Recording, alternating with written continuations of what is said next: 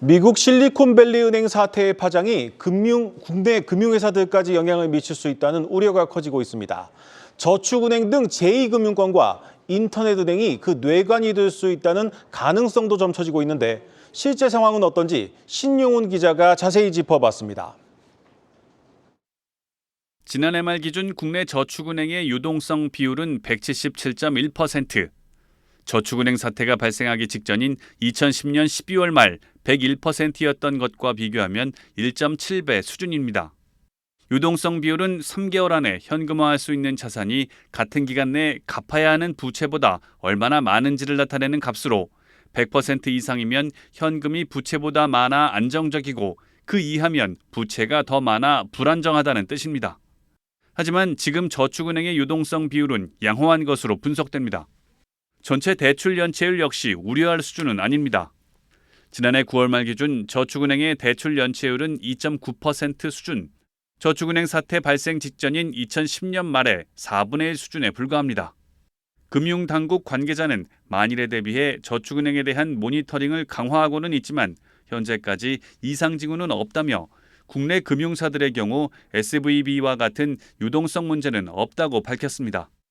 금융권 관계자들은 자산 건전성 문제는 걱정할 수준이 전혀 아니라며 외부의 우려 섞인 전망에 불안 심리가 가중되는 것을 경계하고 있습니다.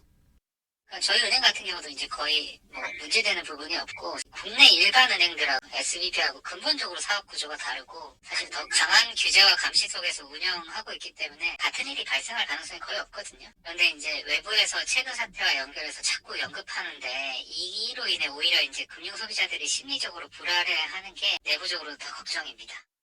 실리콘밸리 은행과 줄곧 비교 대상이 되는 국내 인터넷 은행들의 건전성도 우려할 수준은 아닙니다. 인터넷 은행들의 유동성 커버리지 비율은 평균 574%로 2021년 6월 말 이후 매분기 오름세를 이어가고 있습니다. 유동성 커버리지 비율은 30일간 순현금 유출액 대비 고유동성 자산 비율을 말합니다. 이 비율이 높으면 유동성 위기 발생 시 더 오래 견딜 수 있다는 것을 의미하는데 인터넷 은행들의 경우 유동성 위기 대처 능력이 금리 상승기에도 불구하고 꾸준히 향상돼 왔습니다. 다만 연체율은 지난해 기준 0.3에서 0.8%로 시중은행에 비해 높은 수준이지만 지난해 금융당국의 지침에 따라 중저신용자 대출을 늘린 영향으로 풀이됩니다. 전문가들은 국내 금융사들의 건전성은 수치상으로도 우려할 만한 수준은 아닌 만큼 지나친 불안 심리는 경계해야 한다고 입을 모읍니다.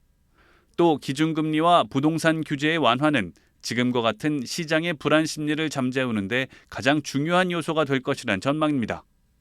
고금리가 지속된다든지 금리가 더 높아진다든지 이렇게 되면은 여러 가지 대출이 부실화된다든지 이런 문제가 발생할 수는 있다. 이렇게 부동산 규제도 저금리 때 했던 규제를 대폭 완화하는 이런 정책을 써가지고. 한국경제TV 신용훈입니다.